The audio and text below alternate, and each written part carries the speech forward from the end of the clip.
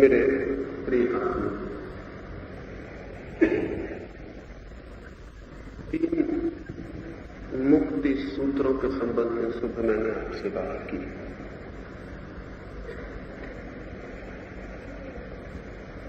सत्य को जानने की दिशा में या आनंद की उपलब्धि में या स्वतंत्रता की खोज में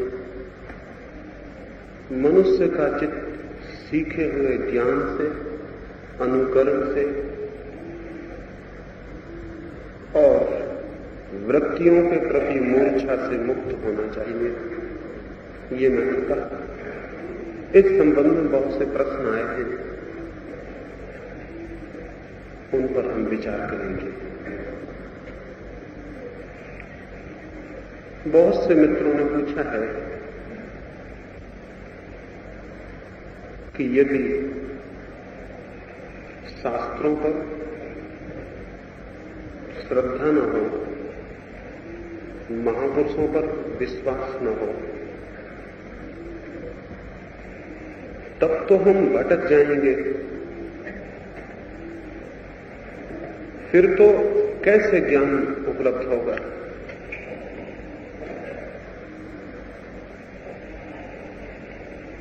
अभी करने पीछे सब गड़बड़ हो गई, आने जाने।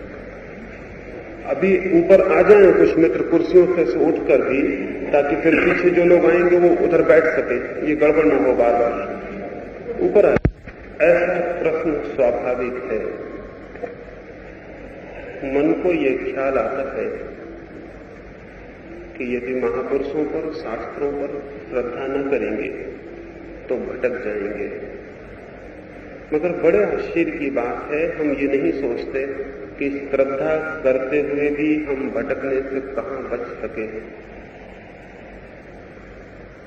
विश्वास करते हुए भी क्या हम भटक नहीं रहे हैं, भटक नहीं गए हैं? विश्वास हमें कहां ले जा सकता है? विश्वास कहीं ले जा भी नहीं सकता। क्यों? क्योंकि जो विश्वास दिखाई पड़ता है ऊपर से, भीतर उसके संदेह छिपा होता है। विश्वास संदेह को छिपाने के वस्त्रों से ज्यादा नहीं है। जब आप कहते हैं मैं विश्वास करता हूं, उसका ही मतलब हुआ कि आपके भीतर संदेह मौजूद है, नहीं तो विश्वास कैसे करिएगा? जब कोई आदमी कहता है मैं ईश्वर पर विश्वास करता हूं, उसका मतलब अगर वो थोड़ा भीतर झांक कर देखेगा तो पाएगा कि संदेह मौजूद है। उसी संदेह को छिपाने के लिए विश्वास किया गया है। जो आदमी जानता है वो विश्वास नहीं करता। श्री अरविंद को किसी ने पूछा था, do you believe in God? क्या आप विश्वास करते हैं ईश्वर में? तो श्री अरविंद ने कहा, नहीं, I do not believe, I know. मैं विश्वास नहीं करता हूं, मैं जानता हूं। ज्ञान के अतिरिक्त संदेह कभी समाप्त नहीं होता। ज्ञान ही संदेह की मृत्यु बन सकता है, जैसे प्रकाश अंधकार की मृत्यु बनता है, वैसे ही ज्ञान संदेह की मृत्यु बनता है। विश्वास देकर हम अपने आप को धोखा दे लेते हैं। हम सोचते हैं कि हमने विश्वास कर लिया, बात समाप्त हो गई। विश्वास से बात समाप्त नहीं होती, भीतर संदेह मौजूद बना ही रहता है। भीतर संदेह होता है, ऊपर विश्वास होता है। जीवन भर संदेह नष्ट नहीं होता। इस भांति जिन्हें संदेह नष्ट करना हो और संदेह नष्ट हो जाए तो ही जीवन में एक स्थिरता, तो ही जीवन में एक वास्तविक स्थिति उत्पन्न होती है, तो ही हम सत्य के साक्षात में समर्थ होते हैं। लेकिन संदेह जिसको मिटाना है, उसे संदेह करना पड़ता है सम्यक रूप से, उसे राइट डाउट, उसे ठीक ठीक संदेह की विधि सीखनी होती। और अगर कोई मनुष्य ठीक से संदेह करना शुरू करे तो एक दिन उस जगह पहुंच जाता है जहां संदेह नहीं किया जा सकता है। उस दिन जो उपलब्ध होता है वही ज्ञान जीवन को बदलता है। क्या आप सोचते हैं ऐसा कोई सत्य नहीं होगा जीवन में जिस पर संदेह न किया जा सके? ऐसा सत्य है, लेकिन हम तो संदेह ही नहीं करते, इसलिए उसको खोज कैसे पाएंगे? सोने को आग में डालते हैं, स्वर्ण बच जाता है और जो व्यर्थ है वो जल जाता है। संदेह की आग में जो सत्य नहीं है वो जल जाएगा और जो सत्य है वो बच जाएगा, लेकिन संदेह की आग में जिसने सत्य के स्वर्ण को डाला ही नहीं वो कभी जान भी नहीं पाएगा उसके पास स्वर्ण है या मिट्टी।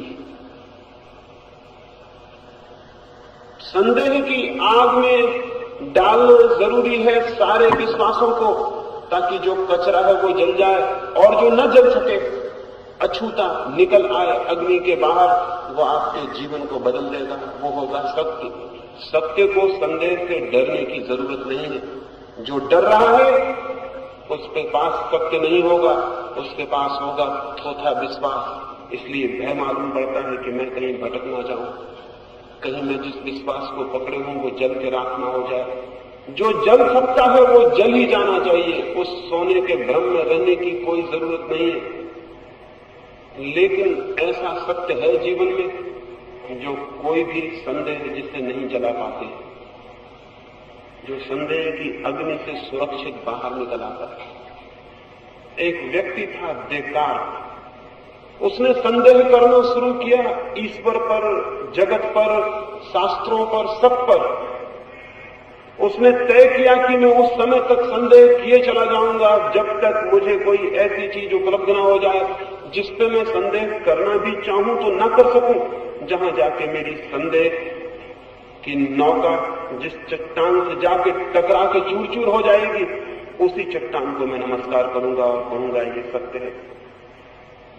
संदेह किया उसने तो ईश्वर भी चला गया संदेह में, शास्त्र भी चले गए, महापुरुष भी चले गए, गुरु भी चले गए, सिद्धांत, संप्रदाय, धर्म भी चला गया, सब चला गया। लेकिन एक जगह आके वो चट्टान उपलब्ध हो गई जिस पर संदेह नहीं किया जा सकता था।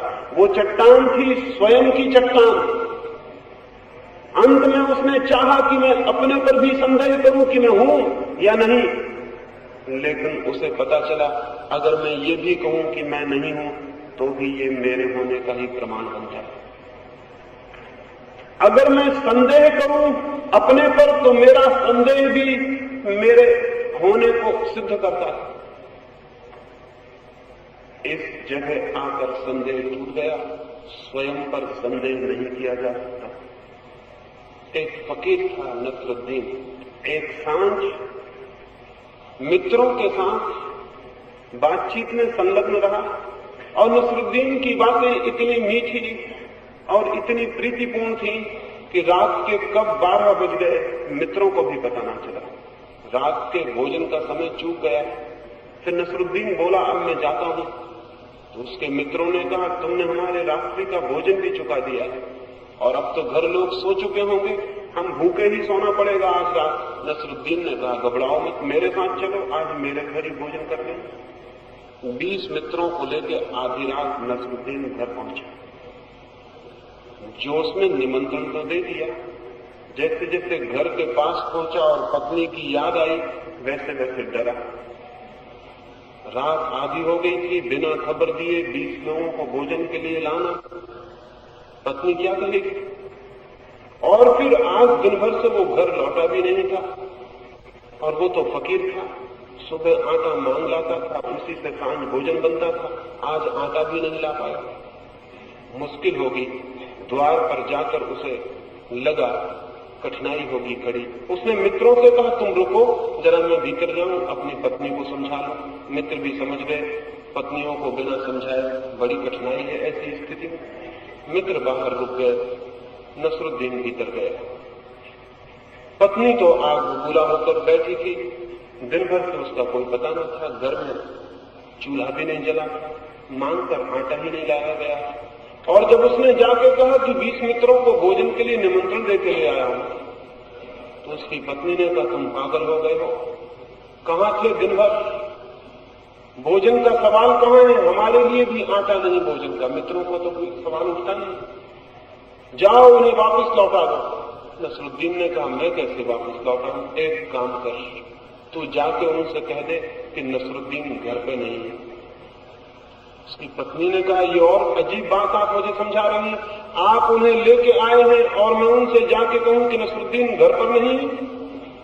नसरुद्दीन ने कहा, इसके सिवाय कोई रास्ता नहीं, जाके कह समझाने की कोशिश कर। वो स्त्री बाहर गई।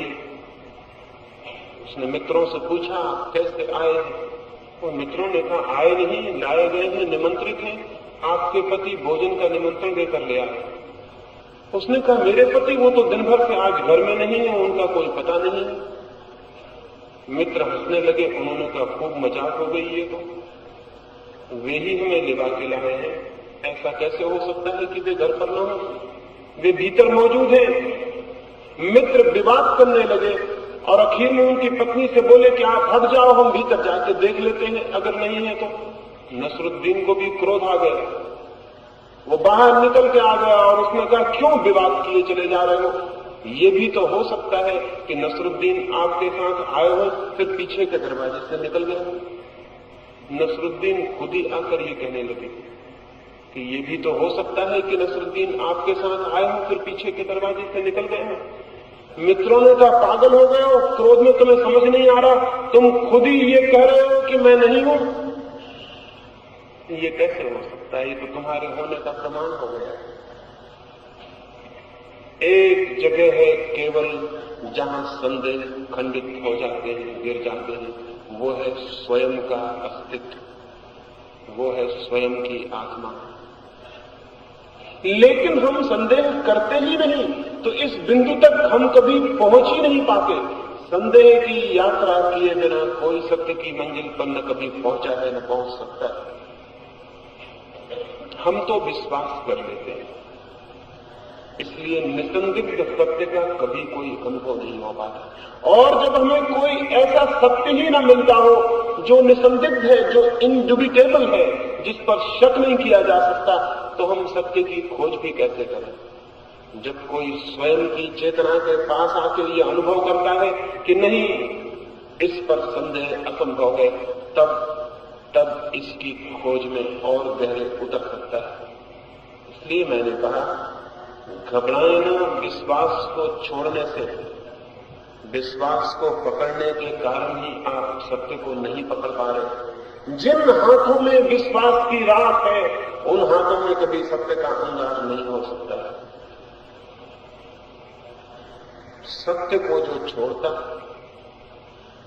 सत्य को जो छोड़े हुए है, वही सब्स्टिट्यूट की तरह, पूरक की तरह विश्वास को पकड़े हुए है। और जब तक इस विश्वास के पूरक को पकड़े रहेगा, तब तक सत्य की आकांक्षा और प्यास भी पैदा नहीं होती। इसलिए जीवन की खोज में विश्वासों की राख को झड़ा देना स्वयं से अद्भुत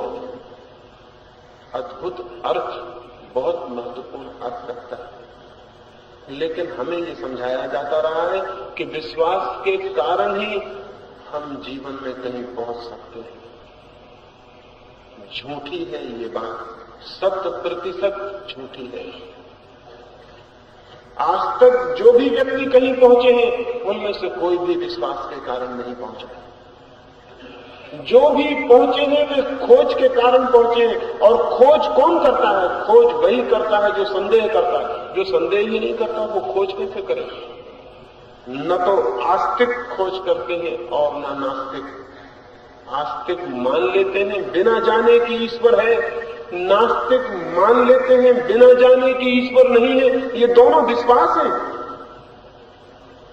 ये दोनों ही रुक जाते हैं। धार्मिक आदमी तीसरे तरह का आदमी है। धार्मिक आदमी न तो आस्तिक होता न नास्तिक। धार्मिक आदमी को ये कहता है कि मुझे पता नहीं है, मैं कैसे मान लूं, मैं अज्ञान में हूं, मैं नहीं जानता हूं, मैं खोजूंगा, और अगर किसी दिन कोई शब्द मिला तो फिर तो मान ही लूंगा, मिलने पर मानने का कोई सवाल ही नहीं रह जाता। लेकिन जब तक नहीं मिला है तब तक मैं कैसे मान लूं? और अगर मैं मानता हूं तो क्या ये मान्यता असत्य की स्वीकृति नहीं है? और ऐसे असत्य पर खड़ा हुआ जीवन धार्मिक हो सकता है? दुनिया में सभी लोग तो धार्मिक मालूम पड़ते हैं। निश्चित ही उनके जीवन का आधार कहीं कुछ असत्य होगा, अन्यथा दुनिया कभी की स्वर्ग बन गई होती। कोई मंदिर में मानता है, कोई मस्जिद में, कोई बाइबल में, कोई कुरान में, कोई गीता में, कोई महावीर में, कोई बुद्ध में, सभी तो मानते हैं। इतनी मान्यता के बावजूद भी पृथ्वी नरक बनी हुई है। इतनी मान्यता और विश्वासों के बाद भी जीवन में कौन से आनंद की ध्वनि उत्पन्न हुई, कौन से सुगंध के फूल लग गए। हजारों साल से विश्वास में दीक्षित मनुष्य को खूब भटकाया गया। इसलिए मत कहें ये कि विश्वास न होगा तो हम भटक जाएंगे। विश्वास के कारण ही आप भटक गए हैं। विश्वास न होगा तो पहुंच सकते हैं, भटकाव समाप्त हो सकता है। क्योंकि जिसके चित्त पर विश्वास नहीं होता, विश्वास के न होने का मतलब नास्तिक हो जाना नहीं है। नास्तिक का भी अपना विश्वास होता है, ईश्वर नहीं है, आत्मा नहीं है, बिना जाने इन बातों को वो पकड़े हुए रहता है। आस्तिक का भी विश्वास होता है, नास्तिक का भी। धार्मिक व्यक्ति का, खोज करने वाले व्यक्ति का, जिसके जीवन में इंक्वायरी है सत्य की, उसका कोई विश्वास नहीं होता। उसके अनुभव होते हैं, और जब अनुभव आ जाता है तो ज्ञान उत्पन्न होता है। ज्ञान विश्वास नहीं है, ज्ञान तो प्रत्यक्ष साक्षात है। विवेकानंद खोज में थे सत्य की। रविंद्रनाथ के पिता थे महर्षि देवेंद्रनाथ। विवेकानंद देवेंद्रनाथ के पास एक रात गए। देवेंद्रनाथ जब चांदनी रातें होती थी तो एक नाव पर एक बजरे में ही नदी में निवास करते थे। विवेकानंद सर्द रात्रि को तैर के आधी रात में बजरे पर पहुंचे। जाके दरवाजा धकाया, अटका था, द्वार खुल गया। देवेंद्रनाथ आंख बंद किए ध्यान करने को बैठे थे। विवेकानंद ने जाके हिला दिया और कहा कि मैं एक प्रश्न पूछने आया हूं। ईश्वर को जानते हैं आप? अजीब आदमी मालूम पड़ा ये युवक। आधी रात में पानी से लथपथ नदी को पार करके चला आता है। धका के किसी को जबरदस्ती उठा के पूछता है, ईश्वर को जानते हैं आप? देवेंद्रनाथ झिझक गए एक क्षण को और कहा, बैठो फिर मैं बताऊं। विवेकानंद ने कहा, आपकी झिझक ने सब कुछ कह दिया। वो नदी वापस कूद गए और चले गए। यही विवेकानंद कुछ दिनों के बाद रामकृष्ण के पास पहुंचे। रामकृष्ण से भी जाकर यही पूछा, ईश्वर को जानते हैं आप? रामकृष्ण ने नहीं कहा कि ठहरो समझाता हूं। रामकृष्ण ने कहा, तुझे जानना है तो बोल। तू जानना चाहता है तो बोल।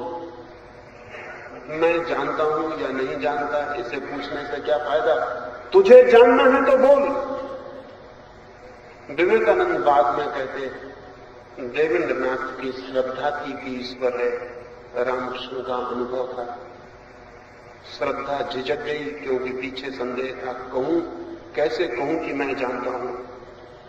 मानता हूं, सिद्ध कर सकता हूं, प्रमाण दे सकता हूं, शास्त्र के उल्लेख दे सकता हूं, उपनिषद गीता से समर्थन दे सकता हूं, लेकिन जानता हूं हजार प्रमाण भी, हजार अनुमान भी, हजार तर्क भी एक छोटे से अनुभव को भी पूरा कर सकते। हजार शास्त्र भी एक छोटे से अनुभव के बराबर तौले जा सकते हैं। एक कण भर अनुभव हजारों शास्त्र से ज्यादा मूल्यवान है। धर्म है अनुभव, विश्वास नहीं। और पृथ्वी धार्मिक नहीं हो सकी क्योंकि हमने भूल से धर्म का संबंध विश्वास से जोड़ दिया है। और जब तक ये संबंध जुड़ा हुआ है, पृथ्वी धार्मिक नहीं हो सकेगी।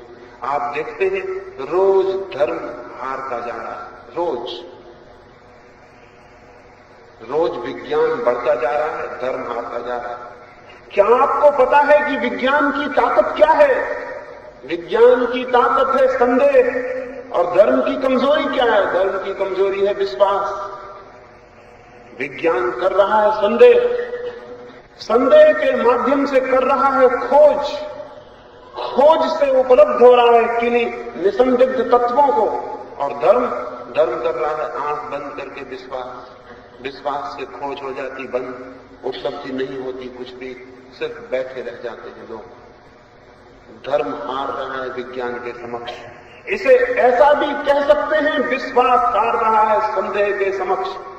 और जब तक धर्म भी संदेह की शक्ति को नहीं उपलब्ध होगा, तब तक विज्ञान के समक्ष धर्म के जीतने की कोई संभावना नहीं।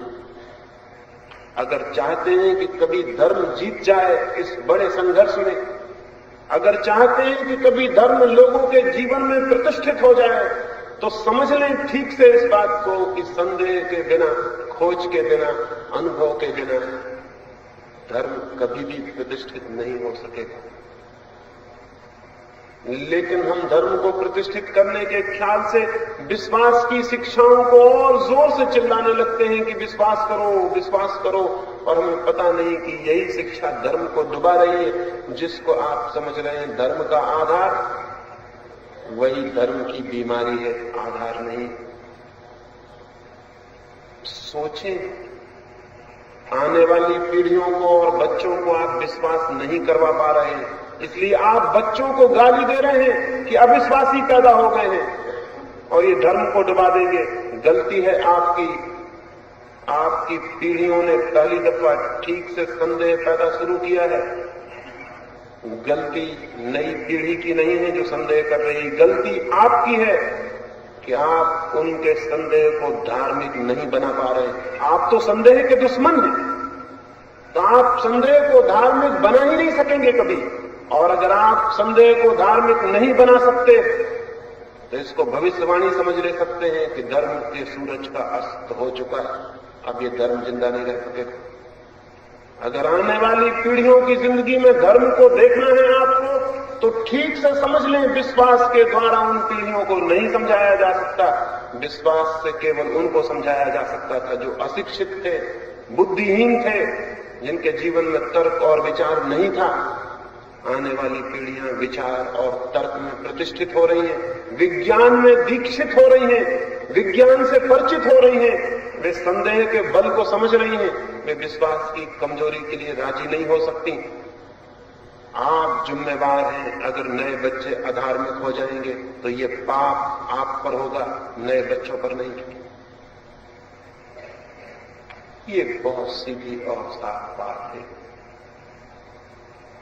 संदेह पर खड़ा होना चाहिए धर्म, तब धर्म स्वस्थ होता है, तब धर्म एक जबरदस्ती नहीं होता, तब हम उसे किसी के ऊपर थोप नहीं देते हैं, बल्कि हम उस व्यक्ति को सहारा देते हैं, उसका संदेह, उसका विचार विकसित हो और एक दिन उस जगह पहुंच जाए जहां सब संदेह निरसन हो जाते हैं, सब संदेह गिर जाते हैं। फिर जो अनुभव होता है वही धार्मिक है। इसलिए मैंने सुबह आपसे कहा, विश्वास जहर है और विश्वास के जहर में ही धर्म बेहोश है। उससे धर्म को मुक्त हो जाना चाहिए और मनुष्य को भी, ये मनुष्य की मुक्ति की दिशा में पहला सूत्र, पहली सीढ़ी।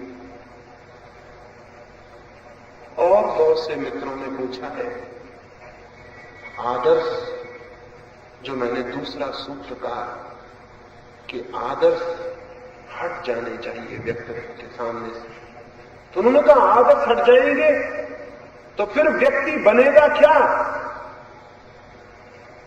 हमें ख्याल ही नहीं है। व्यक्ति आदर्श से नहीं बनता, व्यक्ति बनता है बीज से, पोटेंशियलिटी से। व्यक्ति भविष्य से नहीं बनता, जो उसके भीतर छिपा है उसके प्रकटन से, उसकी अभिव्यक्ति से बनता है। एक बीज हम बो देते हैं फूल का, वृक्ष बड़ा होता है किसी आदर्श के कारण। वृक्ष में फूल आते हैं किसी आदर्श के कारण। नहीं, वृक्ष के बीज में जो छिपा है उसके एक्सप्रेशन, उसकी अभिव्यक्ति के कारण वृक्ष में पत्ते आते, फूल आते, फल आते। जो छिपा है वो पूरी तरह प्रकट हो सके तो वृक्ष में फूल आ जाते हैं। आदमी के साथ हम उल्टा काम कर रहे हैं हजारों साल से। हम आगे उस पर कुछ थोपते हैं कि तुम ये बनो, हम ये फिक्र नहीं करते कि तुम्हारे भीतर क्या छिपा है वो तुम प्रकट हो जाओ। जीवन का विकास प्रगटीकरण है, मैनिफेस्टेशन है। जीवन का विकास आरोपण नहीं है, कल्टीवेशन नहीं। जीवन को ऊपर से नहीं थोपना पड़ता, भीतर से विकसित करना होता है।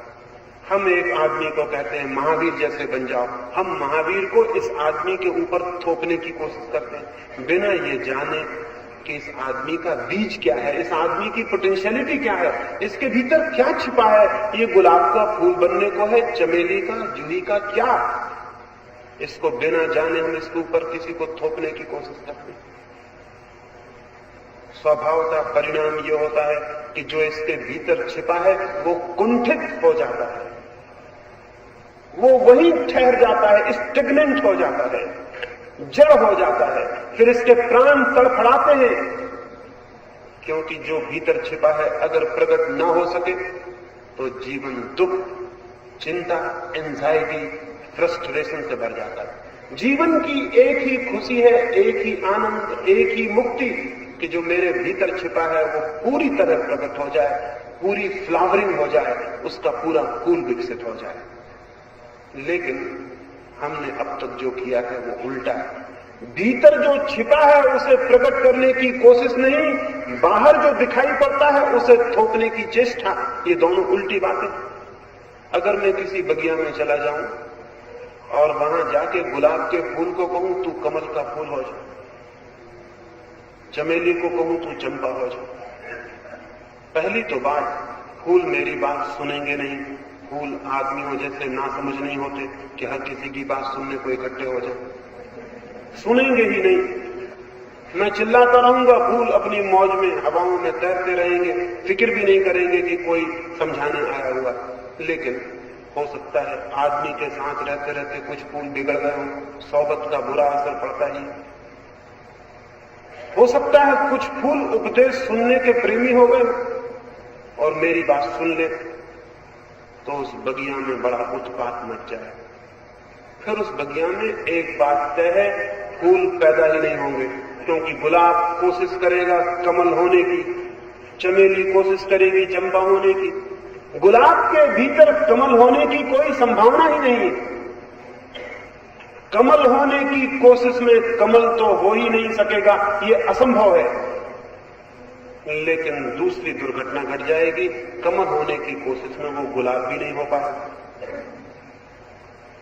क्योंकि सारी कोशिश कमल होने में लग जाएगी तो गुलाब होने के लिए शक्ति कहां बचेगी, दृष्टि कहां बचेगी, समय कहां बचेगा, सुविधा कहां बचेगी, ख्याल भी नहीं बचेगा कि मुझे गुलाब होना है, मुझे तो कमल होना है। ये रोग उसके ऊपर चढ़ गया तो वो गुलाब नहीं हो सकता। उस बगिया में फूल पैदा होने बंद हो जाएंगे। आदमी की बगिया में फूल पैदा होना हजारों साल से बंद। कभी एक आध फूल पैदा हो जाता है। अगर कोई माली 3.5 लाख पौधे लगाए, 3.5 अरब पौधे लगाए और एक पौधे में फूल पैदा हो जाए, उस माली को हम धन्यवाद देंगे। शायद हम यही समझेंगे कि ये फूल माली से बच के शायद विकसित हो गया, क्योंकि 3.5 अरब पौधों में तो कोई फूल नहीं लगा। एक आध महावीर कभी पैदा हो जाता है, एक आध बुद्ध, एक आध क्राइस्ट, इससे कोई आदमी का गौरव है? इससे आदमी का कोई गौरव नहीं। अरबों आदमी बिना फूलों के समाप्त हो जाते हैं। क्या शेष सारे लोग पूजा करने को पैदा हुए हैं कि एक फूल पैदा हो जाए शेष उसकी पूजा करें, मंदिर बनाएं, जय जयकार करें? नहीं साहब, नहीं। हर आदमी अपने भीतर फूलों को विकसित करने को पैदा हुआ है, किसी की पूजा करने को नहीं। लेकिन आदमी को कर दिया हमने दीनहीन। दूसरे जैसे बनने की कोशिश से आदमी हो गया विकृत। उसकी सारी चेतना हो गई पथभ्रष्ट। हमने उसको समझा दिया दूसरे जैसे बनो। छोटे से बच्चे को ही हम ये बीमारी के रोगाणु भरना शुरू कर देते हैं। गांधी जैसे बनो, फला जैसे बनो, ढिका जैसे बनो। गांधी बहुत अच्छे हैं, बहुत प्यारे, लेकिन गांधी जैसे बनने की चेष्टा बहुत गलत, बहुत खतरनाक। महावीर बहुत खूबी के हैं, लेकिन कोई दूसरा आदमी महावीर बनने को नहीं।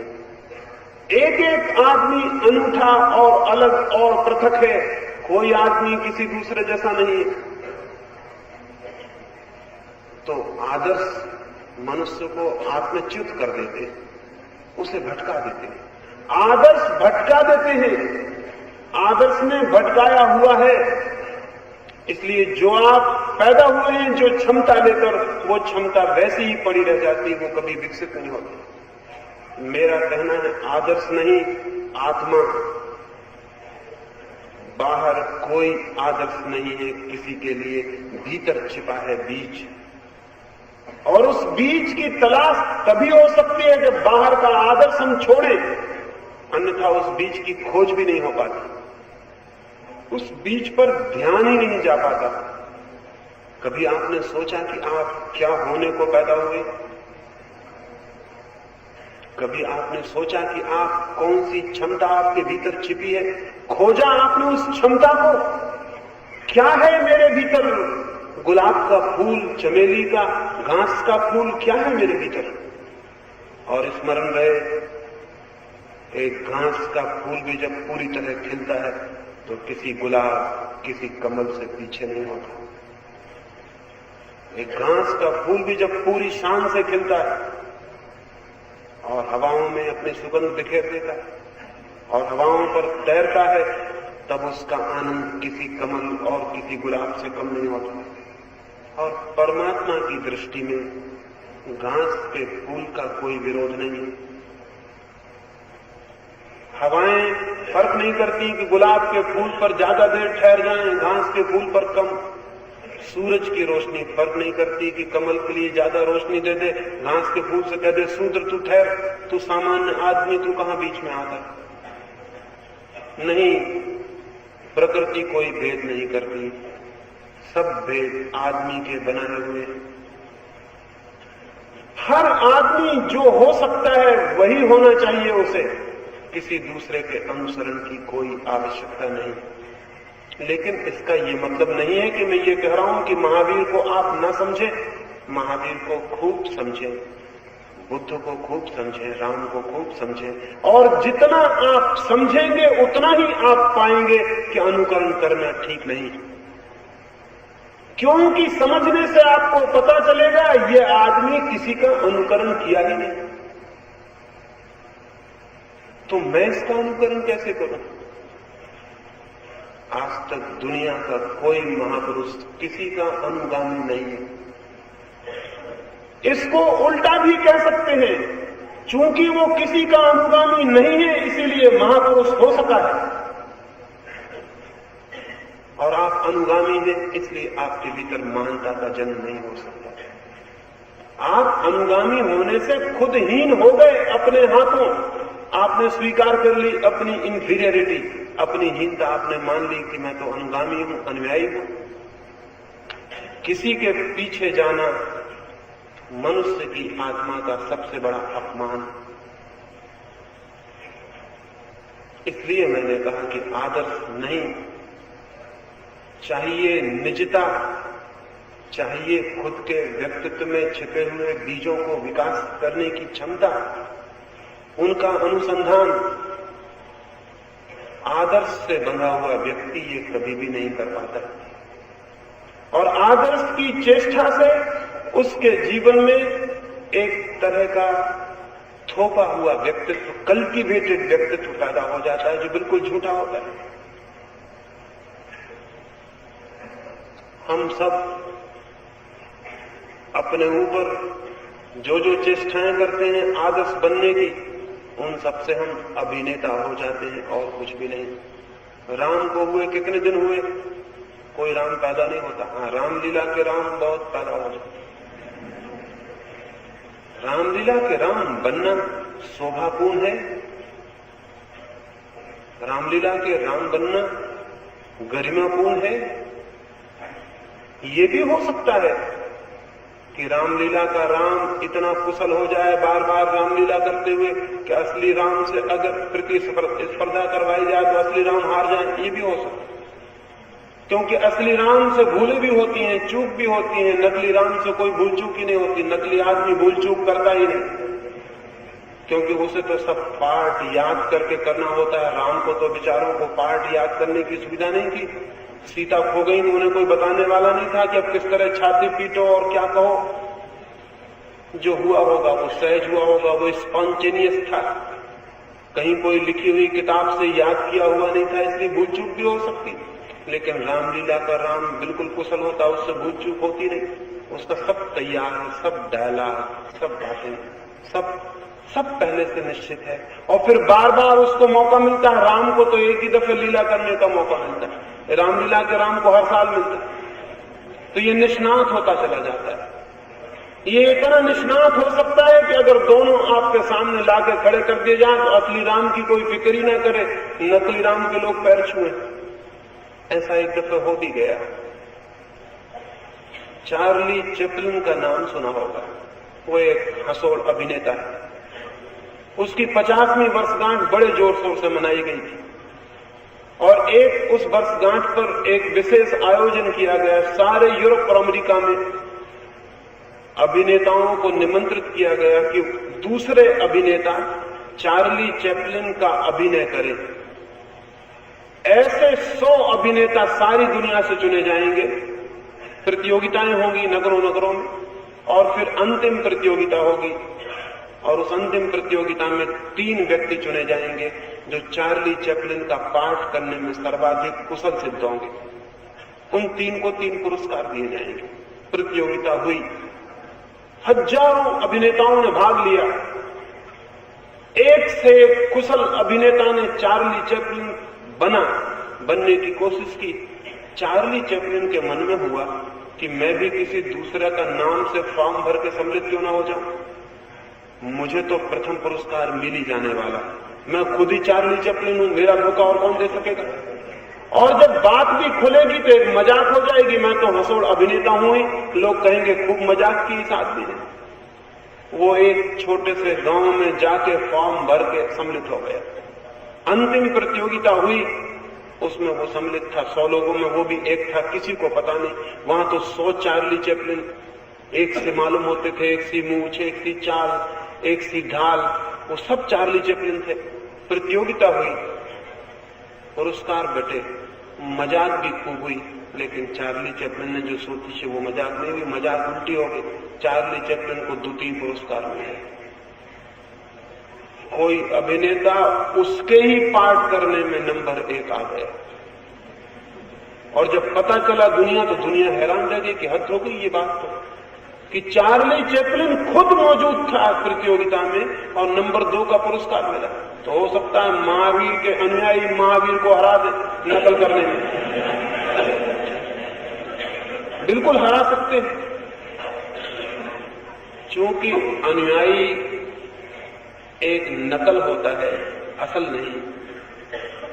लेकिन नकली आदमी हरा भी दे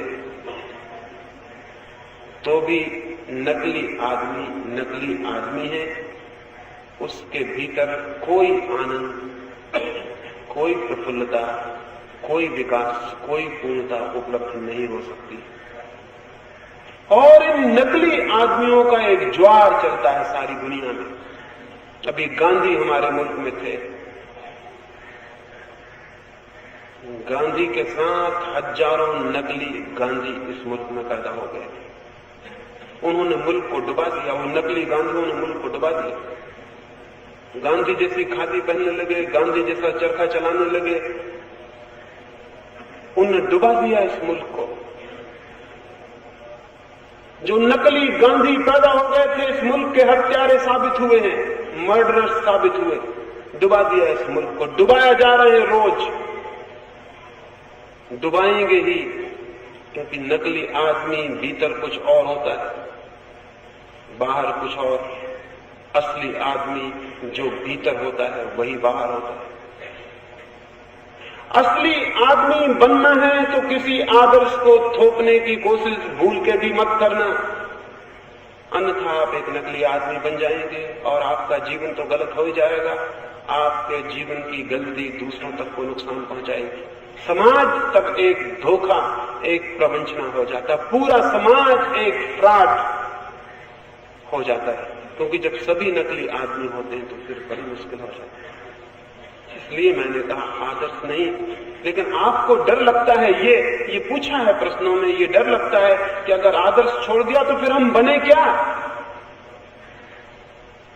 ये आदर्श वालों ने ये सिखा दिया है आपको कि बनने के लिए कोई पैटर्न, कोई ढांचा, कोई तस्वीर, कोई लक्ष्य होना चाहिए। नहीं, बनने के लिए लक्ष्य नहीं होता, न ढांचा होता है, न पैटर्न होता है। बनने के लिए तो जो भीतर छिपा है उसे जगाने की चेष्टा होती है। आगे ढांचा नहीं होता, भीतर जो छिपा है। एक आदमी को कुआं खोदना है, क्या करता है? मिट्टी खोदता है, पत्थर निकालता है, पानी तो भीतर छिपा है, बाधाएं अलग कर देता है, सारी मिट्टी पत्थर को निकाल के बाहर फेंक देता है, भीतर से पानी के झरने फूट आते हैं। आपको क्या बनना है ये ख्याल ही गलत है। आपके भीतर क्या छिपा है उसकी जितनी बाधाएं हैं उनको आप अलग कर दें, वो प्रकट हो जाए। आदमी की जीवन की साधना किसी लक्ष्य को उपलब्ध करने की साधना नहीं, किन्हीं बाधाओं को दूर करने की साधना है। आदमी के जीवन की साधना हिंड्रेंसेस को, जो बीच में रुकावटें हैं, उनको दूर करने की साधना है, किसी लक्ष्य को पाने की साधना नहीं। लक्ष्य को पाने की बात ही गलत है। आपके भीतर मौजूद है लक्ष्य। अगर आप सब तरह से खुद को निखार लें, साफ कर लें, तो आप पाएंगे कि आपके भीतर से रोशनी आनी शुरू हो गई, आपके भीतर व्यक्तित्व का जन्म होना शुरू हो गया। तो कौन सी बाधाएं हैं जिनको हम अलग कर दें? तो ये बाधाएं हैं जो मैं गिना रहा हूं। विश्वास बाधा है, आदर्श बाधा है, अनुकरण बाधा है। ये बाधाएं हटा दें। इनके हटते ही आपके भीतर जीवन के झरने फूटने शुरू हो जाएंगे। लेकिन हम अपने जीवन को कुआं बनाते नहीं, हम तो हौज बना लेते हैं। दीवार उठा के हौज बना लेते हैं, उधार दूसरों के कुएं से पानी लाके भर लेते हैं और निश्चिंत हो जाते हैं।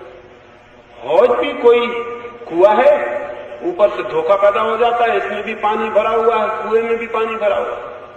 हौज का पानी उधार है, हौज के पानी में कोई झरे नहीं है, कोई झरने नहीं है, हौज का पानी किसी समुद्र से जुड़ा हुआ नहीं। कुएं के पास अपने जल स्रोत, खुद का पानी है, उधार नहीं। कुएं की अपनी आत्मा है, हौज की अपनी कोई आत्मा नहीं, सब उधार है। हौज कुएं के पास अपना व्यक्तित्व है, अपनी आत्मा है, अपनी निजता, अपनी इंडिविजुअलिटी है, और उसके झरने सागर से जुड़े, दूर सागरों से। कुएं के पानी को उलीचते चले जाएं तो कुआं चिल्लाएगा नहीं कि बस बंद करो, मैं खाली हो जाऊंगा। कुएं का पानी जितना उलीचिए, कुआं और नए ताजे पानी से भर जाता है और जवान युवा हो जाता है। इसलिए कुआं लुटाता है, हौज संग्रह करती, क्योंकि हौज अगर लुटाएगी तो खाली हो जाएगी, रिक्त हो जाएगी। बस हौज और कुएं की तरह के दो तरह के आदमी होते हैं दुनिया में। जिनको आप कहते हैं त्याग किया, उसका कोई और मतलब नहीं है। आप कहते हैं महावीर ने इतना त्याग किया, उसका मतलब महावीर एक कुआं है, जितना लुटाते हैं उतनी नई ताजगी भीतर बढ़ती चली जाती है। त्याग का और क्या मतलब होता है? त्याग का मतलब होता है जितना ये आदमी छोड़ता है उतना ही भीतर उपलब्ध होता है। इसलिए तो छोड़ता है, छोड़ने से पाता है भीतर। और दूसरे तरह के वो आदमी जो हर चीज को संग्रह करते हैं, कुछ भी छोड़ते नहीं, मकान, धन, ज्ञान सब संग्रह करते चले जाते हैं, लाओ लाओ लाओ। उनकी एक ही भाषा होती है, आओ सब आ जाए, सब इकट्ठा हो जाए। क्यों? क्योंकि उनके पास अपना तो कुछ भी नहीं है। जितना इकट्ठा हो जाएगा उतने ही मालूम पड़ेंगे कि वो कुछ है। हौज बन गए हैं वे, कुआं नहीं बनता है।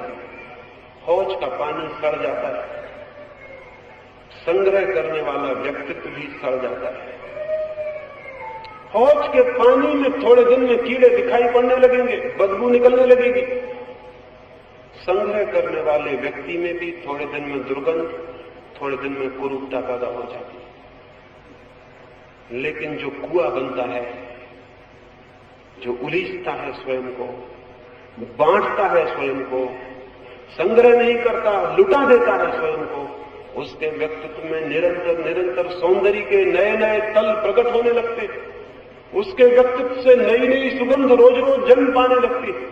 उसके भीतर से रोशनी के और नए नए स्रोत उपलब्ध होने लगते हैं, क्योंकि उतनी ही फेंकने में बाधाएं दूर हो जाती हैं और उतना ही जो भीतर छिपा है वो प्रकट होने लगता है।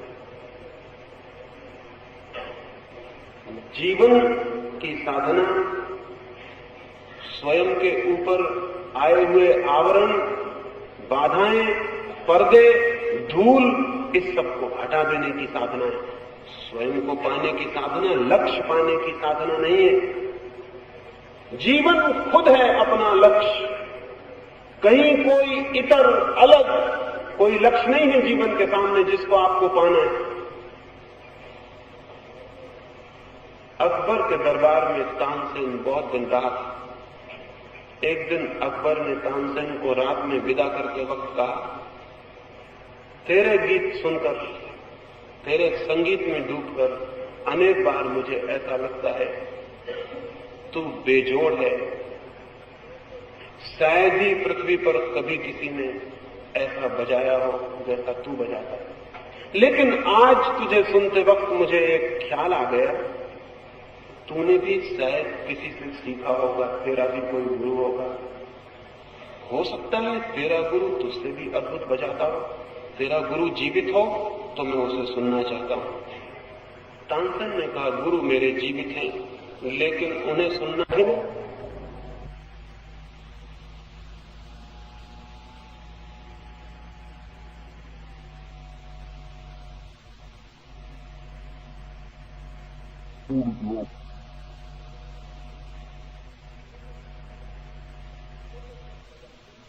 वो तो जब बजाते हैं तभी आपको पहुंच के सुनना पड़े, इसलिए बड़ा मुश्किल है मानना। अकबर ने कहा, कितना ही मुश्किल हो, तुमने जो कहा उससे मेरी आकांक्षा और भी बढ़ गई, मैं उन्हें सुनना ही चाहूंगा, कोई व्यवस्था करो। तानसेन ने पता लगाया तो पता चला उसके गुरु थे हरिदास, वे फकीर थे और यमुना के किनारे रहते। उसने पता चला 24 घंटे आदमी वहां लगा के रखे कि वो कब बजाते हैं, किन घड़ियों में। तो पता चला रात 4 बजे वो रोज सितार बजाते। अकबर और तानसेन चोरी से जाके अंधेरी रात में झोपड़े के बाहर छिप गए। दुनिया के किसी सम्राट ने शायद किसी कलाकार को इतना आदर न दिया होगा कि चोरी से उसे सुनने गए। रात अंधेरे में झोपड़े के बाहर छुप रहे। 4 बजे वीणा बजनी शुरू हुई। अकबर के आंसू थामता है, नहीं थमते हैं। जब तक वीणा बजती रही वो रोता ही रहा, जैसे किसी और ही लोक में पहुंच गया। वापस लौटने लगा तो जैसे किसी तंद्रा में, जैसे किसी स्वप्न में। महल तक तानसेन से कुछ बोला नहीं। महल में विदा करते वक्त तानसेन से कहा, तानसेन मैं सोचता था तुम्हारा कोई मुकाबला नहीं, लेकिन देखता हूं तुम्हारे गुरु के सामने तो तुम कुछ भी नहीं। इतना फर्क कैसे? तुम ऐसी दिव्य दशा में, तुम ऐसे दिव्य संगीत को उपलब्ध नहीं हो पाते, क्या है कारण? कौन सी बाधा बन गई है? तानसेन सिर झुका के खड़ा हो गया और कहा, बाधा को मैं भली भांति जानता हूं। सबसे बड़ी बाधा यही है कि मैं किसी लक्ष्य को लेकर बजाता हूं, ध्यान लगा रहता है क्या मिलेगा बजाने के बाद, पुरस्कार क्या है। पुरस्कार मेरा लक्ष्य है, उसको ध्यान में रख के बजाता हूं। इसलिए कितनी ही मेहनत करता हूं, मुक्त नहीं हो पाता मेरा बजाना, पुरस्कार से बंधा रह जाता है। मेरे गुरु किसी आकांक्षा से नहीं बजाते, बजाने के आगे कुछ भी नहीं, जो कुछ है बजाने के पीछे है। मैं बजाता हूं ताकि मुझे कुछ मिल सके, वे बजाते हैं क्योंकि उन्हें कुछ मिल गया है, कोई आनंद उपलब्ध हुआ है, वो आनंद के कारण बजता है, वो आनंद बजने में फैलता है और प्रकट होता है, वो आनंद अभिव्यक्त होता है बजने में। बजने के आगे कोई भी लक्ष्य नहीं है, बजने के पीछे जरूर प्राण है लेकिन आगे कोई लक्ष्य नहीं। मेरे बजने के पीछे कोई प्राण नहीं, बजने के आगे लक्ष्य। ऐसे ही दो तरह के जीवन होते हैं, जो आदर्श को आगे बांध के जीवित होने की कोशिश करता है, उसका जीवन वैसे ही है जैसे कोई गाय के सामने घास रख ले और चलने लगे, तो गाय उस घास की लालच में पीछे पीछे चलती चली जाती। चलती तो जरूर है लेकिन ये चलना बिल्कुल बंधन का चलना है, घास की आकांक्षा में बंधी नहीं चलती, इससे मुक्ति कभी नहीं आती। हम भी लक्ष्य बना के जीवन को चलते हैं इसलिए बंध जाते हैं, कभी मुक्त नहीं होते। अगर मुक्त होना है तो जीवन में आगे लक्ष्य रखने की जरूरत नहीं, पीछे जो छिपा है उसे प्रकट करने की जरूरत है। तब उसकी अभिव्यक्ति से जीवन निकलता है, तब उस आनंद से जो संगीत पैदा होता है वो संगीत की मुक्ति और मोक्ष बन जाता है। इसलिए मैंने कहा अनुकरण नहीं, आदर्श नहीं। अंतिम एक प्रश्न पूछा है, उसकी चर्चा करके मैं अपनी बात पूरी करूंगा। एक प्रश्न पूछा है कि हम शांत कैसे हो जाएं। आप कहते हैं शांति द्वार है, आप कहते हैं शून्य द्वार है, तो हम शांत कैसे हो जाएं, शून्य कैसे हो जाएं, निर्विकल्प दशा को कैसे उपलब्ध हो जाएं, समाधि कैसे मिले, ऐसे दो चार बहुत सरल है निर्विकल्प दशा को उपलब्ध करना, अत्यंत सरल, उससे सरल कोई बात ही नहीं। लेकिन ये जो तीन बातें मैंने पहले कही ये बड़ी कठिन, और इन तीन को जो नहीं कर पाता वो उस अत्यंत सरल बात को भी नहीं कर सकता। वो चौथी सीढ़ी, इन तीन को पार करके उसे पार किया, वो तो बहुत सरल है। कठिनाई है इन तीन बातों की, विश्वास को, अनुकरण को, आदर्श को त्यागने में बड़ी कठिन, बड़ा आजुअस, बड़ा श्रमपूर्ण है। लेकिन चौथी बात बहुत सरल, जो इन तीन बातों को कर ले, चौथी बात करनी ही नहीं पड़ती, बड़ी सरलता से हो जाती। उस सूत्र के संबंध में अंत में थोड़ी सी बात आपको समझाऊं, लेकिन इन तीन को किए बिना वो नहीं हो सकेगा। जैसे कोई हमसे पूछे कि हम फूल कैसे पैदा करें, मैं कहूंगा फूल पैदा करना बड़ी सरल बात। फूल पैदा करने में कुछ करना ही नहीं पड़ता, लेकिन बीज लगाने में बड़ी मेहनत करनी पड़ती, पानी सींचने में, खाद डालने में बड़ी मेहनत करनी पड़ती, पौधे की संभाल करने में, बागुल लगाने में बहुत श्रम उठाना पड़ता।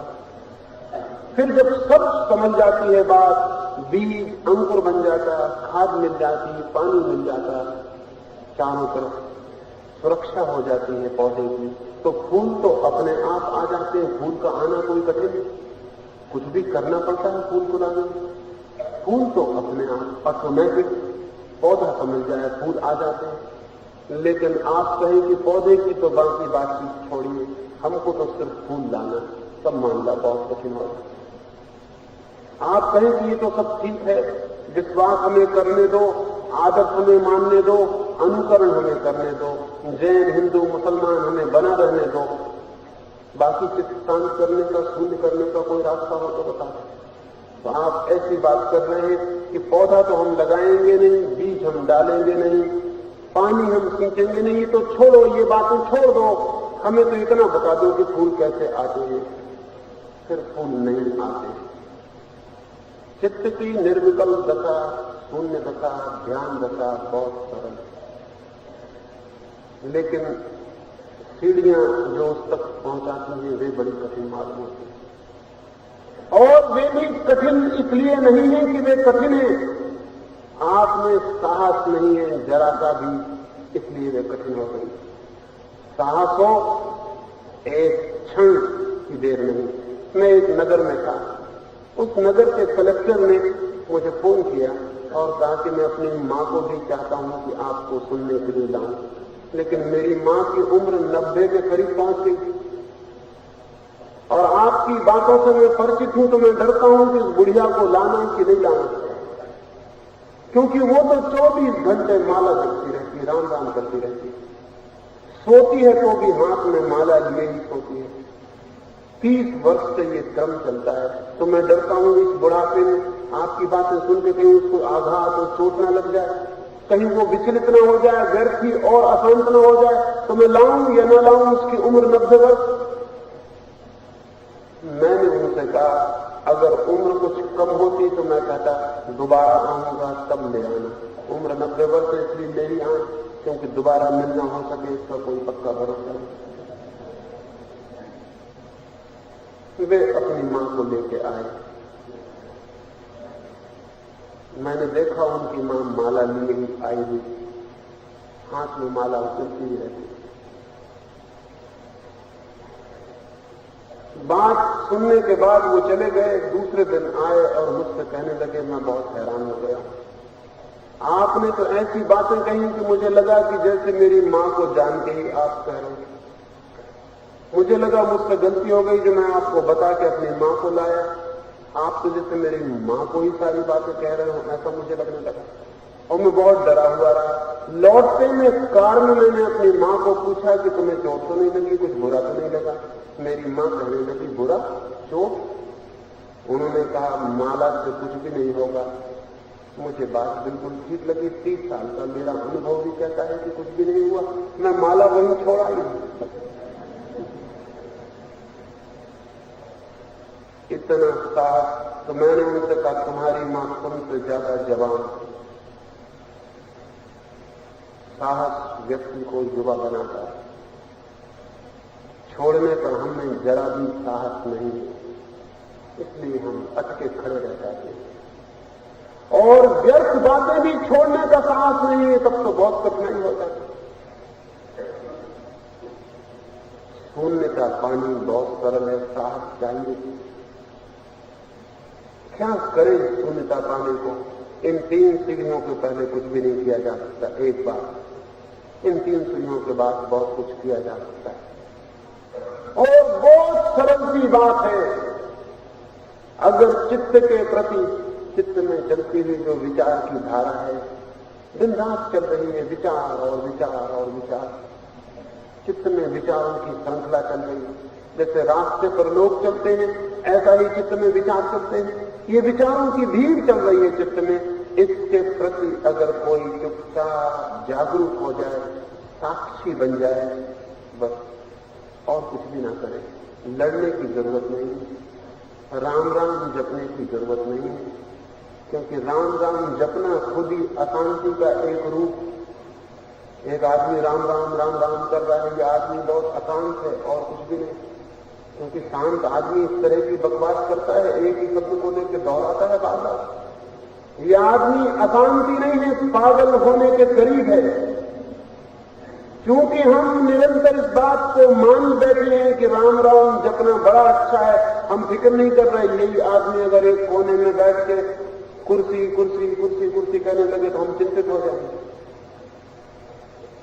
यही आदमी अगर कुर्सी कुर्सी कुर्सी कहने लगे तो हम चिंतित हो जाएंगे, भागेंगे, कहेंगे कि चिकित्सा करवानी है। हमारे घर में एक व्यक्ति कुर्सी कुर्सी कुर्सी घंटे भर तक बैठ के कहता रहता। लेकिन राम राम कहने में कोई फर्क है?